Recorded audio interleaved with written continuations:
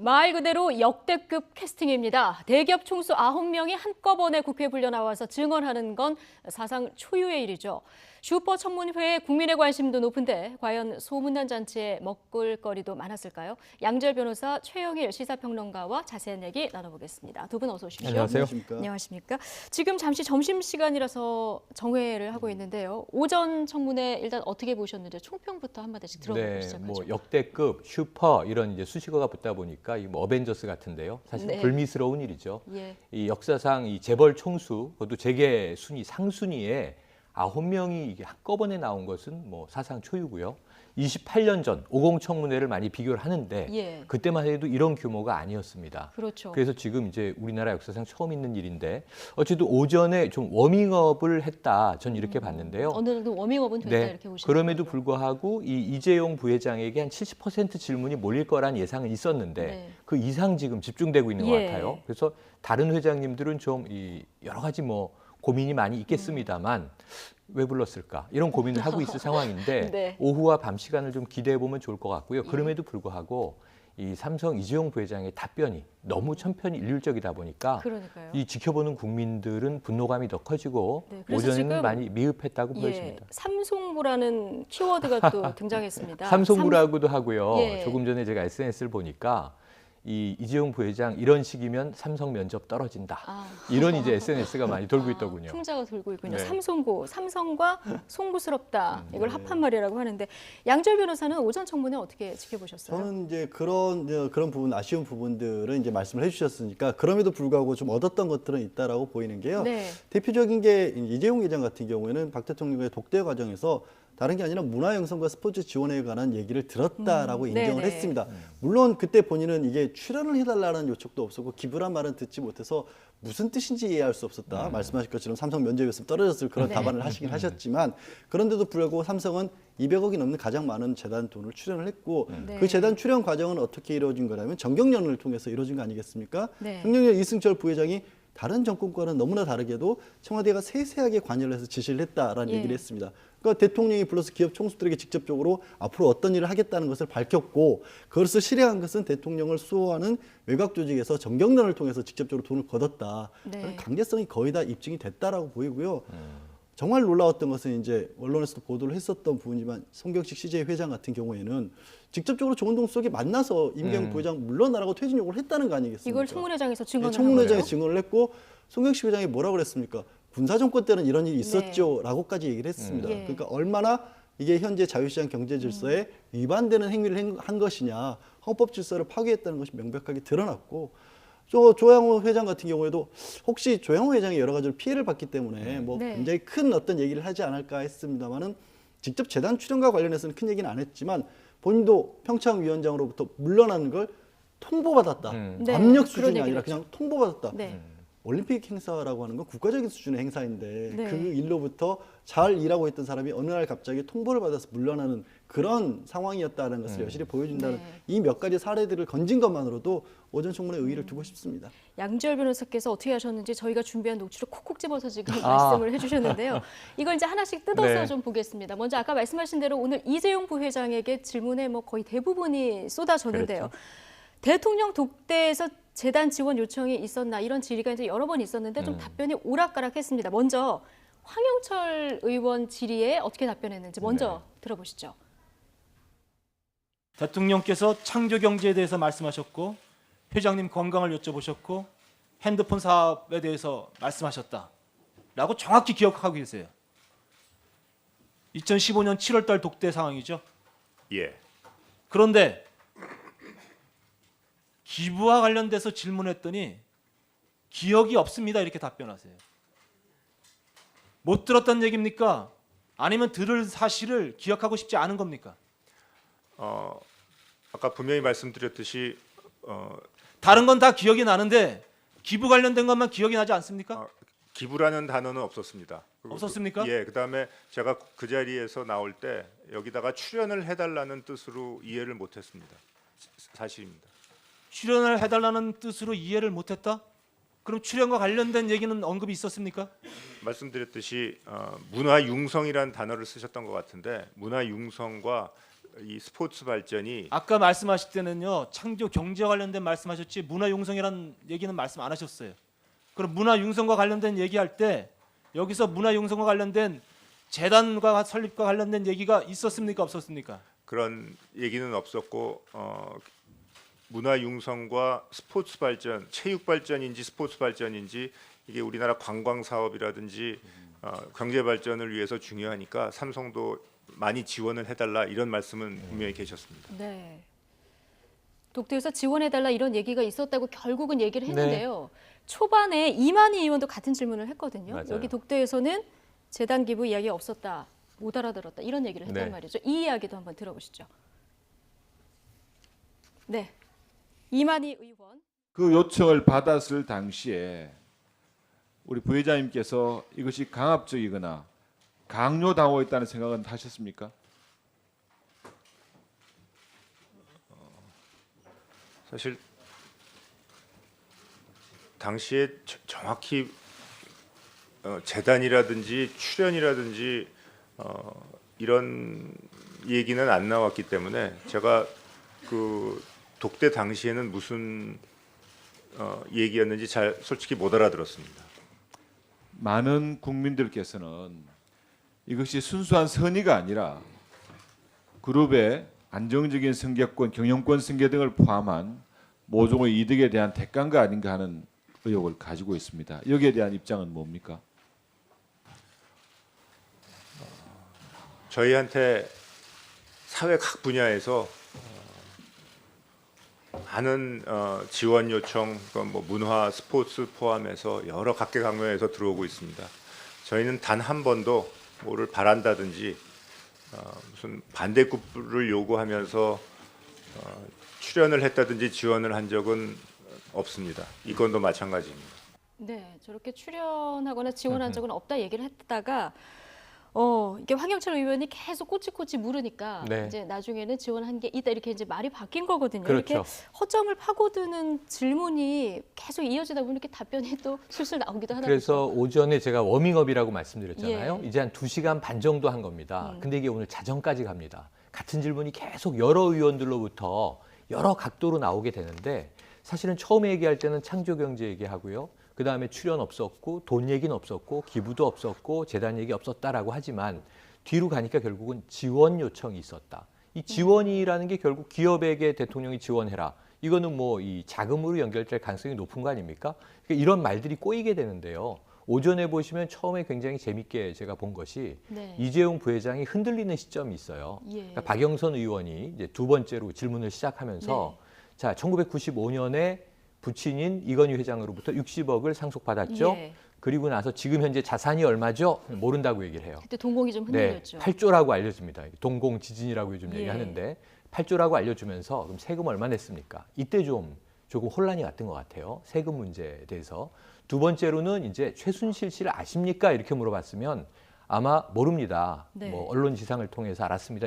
이게 모범 답안이 가능성이 큰데 언제 만났습니까?라고 질문을 하니까 갑자기 좀 또 혼동이 왔어요. 그 시점 기억하지 못한다. 계속 이야기하고 있는데 지금 이제 황영철 의원처럼 오전에 이야기했던 것들을 토대로 오후에 다시 또 신문 질의를 하게 되면 본인이 이야기한 것이 번복되거나 바뀌게 되거든요.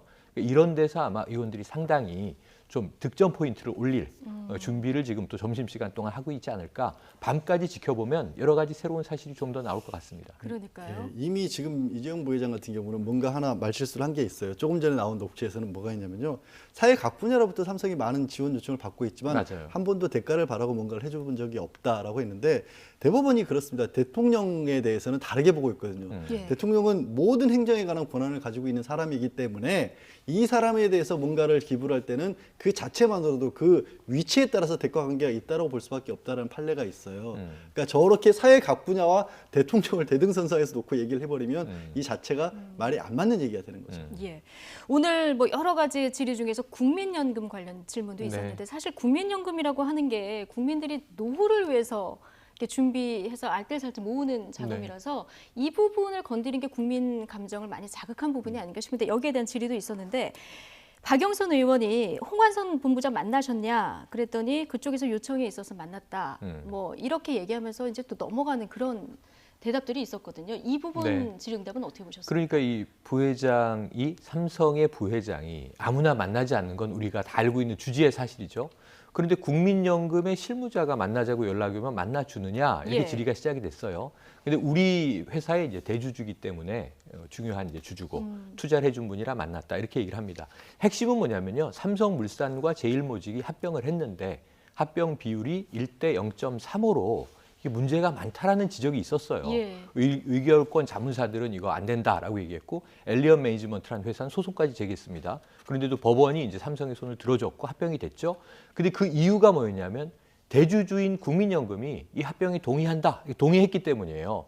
혹시 지금 대가성이 이야기되는 이 대목에 삼성은 국민연금의 동의를 원했던 것 아닌가 하는 이제 핵심적인 의혹에 대한 질의가 이루어지고 있는 건데 이 대목에 대해서도 지금 이재용 부회장은 확실한 답변은 못 하고 있어요. 혹은 안 하고 있거나 몰랐다. 그거는 이제 이 밑에서 다 결정을 해왔고 네. 내가 개입하지 않는다. 나는 조금이라도 이득을 얻은 게 없다. 네. 이것은 오직 삼성이라는 기업의 성공을 위한 것이고 이 합병의 결과를 지켜봐 달라. 네. 반드시 성공을 시켜서 오히려 국민연금에게 이득이 돌아가도록 할 것이다라는 이제 미래 가치의 이야기를 지금 하고 있는 거죠. 네. 그런데 문제는 주주가 이제 장기 주주도 있지만 대부분 요즘 단기 투자하는 주주들의 경우에 국민연금의 동향을 보고도 움직이는데요. 이러한 좀 이제 이 전문가들 입장에서는 이 저 합병 비율은 뭔가 이상한데라고 하는 부분이 국민연금이 사실은 작게는 580억, 많게는 6천억의 손실을 그 시점에 감수하면서 동의를 했다는 거예요. 여기서 국민들은 화가 나는 게 내 노후를 보장받기 위한 공적 연기금인데 이 부분이 왜 투자를 마음대로 하면서 예. 여차하면 잘못되면 이 연금이 날아가면 결국은 이 불입한 분들이 국민들이 손해를 보는 거 아닙니까? 이런 위험한 일을 저지르느냐, 누구의 이익을 위한 것이냐 따져보자 하는 이제 그걸 지금 이제 국회의원들이 대신 물어보고 있는 거고요. 예. 이 부분은 오늘도 뾰족한 답은 나오지 않기 때문에 두고두고 쟁점이 될 것 같은데 강요에 의한 것이냐, 어쨌든 선의는 지금 아닌 것으로 가고 있는데 대가성의 문제에서 특검의 예고편이다. 우리가 이렇게 보면 될 것 같습니다. 네. 국민연금 관련해서요. 최광 전 국민연금공단 이사장 이분이 지난해 10월에 홍완선 전 본부장 연임 두고 정부하고 갈등을 빚다가 그렇죠. 이제 사퇴한 분인데 오늘 좀 여지가 있는 답변을 했습니다. 저는 왜 제가 물러나야 하는지 지금도 이해를 못하고 있습니다. 이런 답변을 국회에서 했거든요. 그 최강 전 이사장 같은 경우에는 삼성과의 합병에 대해서 반대를 한 걸로 예. 알려졌던 그런 인물이고 다른 어떤 특별하게 물러날 만한 자리가 이유가 없었다라는 거죠. 말씀하신 것처럼 본인도 지금도 이해를 못하고 있었고 오늘 아침에 그 오전에 있었던 저 질의 중에서도 그렇습니다. 홍완선 본부장 같은 경우에는 이 부분이 결코 자본시장의 논리에 의해서 된 것이지 이쪽에 의해서 의도된 것은 아니었다라는 주장을 했던 반면 최강 이사장 같은 경우는 그런 식의 검토 같은 것들이 제대로 이루어지지 않았다는 취지로 정반대되는 얘기를 했어요. 네. 그럼 이사장과 운영 본부장이 전혀 다른 얘기를 하고 있는데 한 사람은 물러났고 한 사람은 연임을 했단 말이에요. 그럼 여기에서 볼 수 있는 건 추측해 볼 수 있는 것은 뭔가 결정 과정에 문제가 있었다는 예. 것이 아침에 이 부분도 드러났다라고 봐야겠죠. 맞습니다. 네. 오늘 그 전경련 해체에 관련해서 하태경 의원 질의도 있었는데요. 여기서 이제 계속 여러 번 말을 돌리다가 결국은 그러겠습니다. 이런 답변을 네. 했거든요. 이 녹취가 준비됐으면 한번 들어볼까요? 전경련 해체 앞장서겠어요, 안 서겠어요? 의원님 좋은 말씀 감사하고 간단히 답변을 하세요. 지금 길게 얘기할 시간 없어요. 지금 제가 할 작전이에요, 수 지금 제가 할 수 있는 거는 다 하겠습니다. 하지만 삼성 전경련에 기부금 내는 거 다 중지하겠다고 선언하세요. 지금 약속하세요. 그러겠습니다. 약속하세요, 빨리. 그러겠습니다. 네.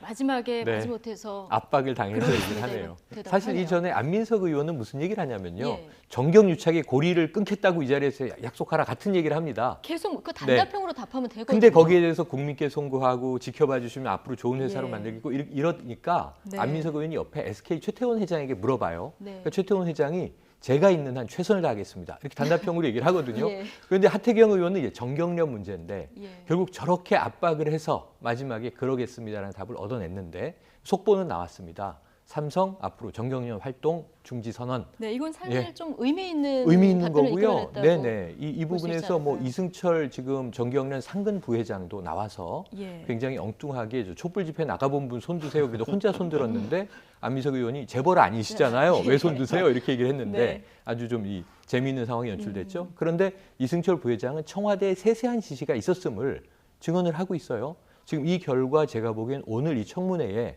오전의 성과라고 하면 네. 정경련이 61년 만에 해체될 가능성을 오늘 보여주고 있다. 네, 이 대목인 것 삼성 같습니다. 이재용 부회장이 네. 또 관련한 언급을 한 거고요. 그거 굉장히 큰 게요. 예. 지금 오전에 다들 총수들이 정경련에 출연했을 뿐이다. 정경련에서 알아서 기금복원을 했다. 그 얘기는 뭐냐면 이 정경련이라고 하는데 정경유착에 있어서 일종의 안전장치 역할을 해왔던 겁니다. 그 구실을 해왔던 거죠. 나중에 뭔가 지금처럼 문제가 밝혀지면 우리는 정경련에서 하는 일에 그냥 출연해달라니까 돈 줬을 뿐이지 그런 일이 있을지 몰랐어라고 항상 발을 빼왔었거든요. 네. 그 안전장치를 없애겠다는 성과를 거둔 겁니다. 오늘 오전에. 예. 자, 이제 시간이 많이 가서요. 네. 그 손경식 CJ 회장과 관련한 얘기도 좀 해볼게요. 이미경 부회장 퇴진 문제와 관련한 질의가 있었고 여기에 대한 답변이 있었는데요. 자, 어떤 얘기를 했는지 한번 들어보시죠. 2013년도 하반기에 지금 조원동 경제수석하고 전화 통화를 했던 내용 잘 기억하고 계시죠? 예. 어떤 내용의 전화 통화를 하셨는지 구체적으로 좀 마이크 입에 대고 크게 좀 말씀을 해주시겠습니까? 네, 제일 먼저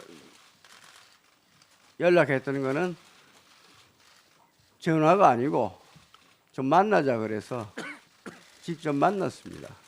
만나서 뭐라 그러던가요? 조원동 수석 이야기는 저희 그룹에 있는 이미경 부회장이 조금 자리를 비켜줬으면 좋겠다. 뭐 그런 얘기를 했습니다. 자리를 비켜달라고 하는 게 무슨 의미인가요? 좀 회사를 좀 떠나줬으면 좋겠다. 왜 경제수석이 개인 사기업체의 부회장한테 회사를 떠나달라고 요구를 하는 거죠?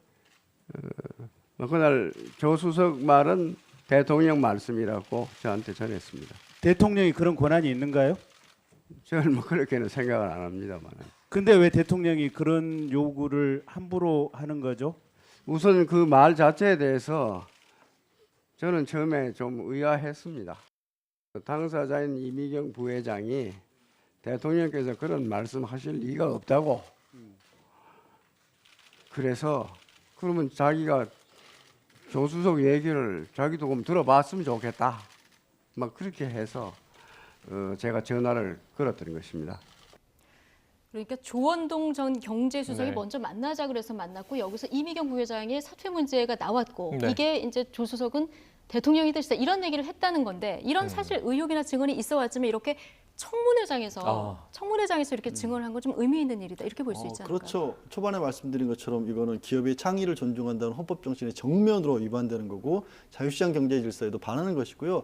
이런 식의 인사 형태들이 언론을 통해서도 아니면 그간의 수사 과정에서도 많이 드러났지 않습니까? 문체부의 공무원들 같은 경우도 콕콕 집어서 사표를 받도록 했었고 네. 더 충격적인 것은 지금 나온 것처럼 CJ의 임경 부회장인데 실제로 그때가 7월 말이었고 9월 말에 7월 중순에 저 얘기를 듣고 9월 말에 출국을 해서 현재까지도 미국에서 머무르고 있습니다. 네. 물론 송경식 회장은 미국에서 글로벌 사업을 이끌고 있다고 하지만 사실은 정말로 아직 한국 땅을 제대로 못 받는다는 거 아니겠습니까? 이게 21세기 대한민국에서 벌어질 일이 아니라는 걸 송경식 회장이 저 말 다음에 했습니다. 군사정권 시절에는 있었던 일이죠. 군사정권에나 있었던 일이죠. 예. 의미심장한 말 아니겠습니까? 그렇죠.